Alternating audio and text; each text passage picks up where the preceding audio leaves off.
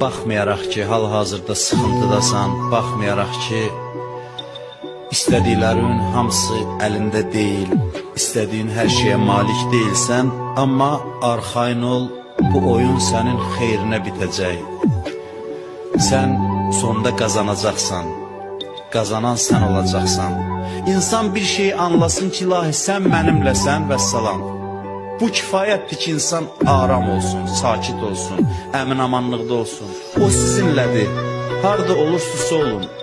Hara gedirsinizsə gedin, o sizinlədir. İşlər onun əlindədir. Dünya başlı başına buraxılmayıb. Hər şey onun nəzarətindədir, onun ixtiyarındadır. O sizə nəzarət edir. Əgər Allah istəsə səni bu dünyadan aparsın, kim qarşısına ala biləcək? Əgər Allah istəsə sən bu dünyada qalasan, kim səni bu dünyadan apara biləcək? Nədən nigaransan? Bir halda ki bilirsən işlər Allahın əlindədir, Allahın ixtiyarındadır. Əgər Allah sənə bir mənfəət yetirmək istəsə, kim qarşısına ala bilər? Allah sənə bir xeyir yetirmək istəsə, kim qarşısına ala bilər?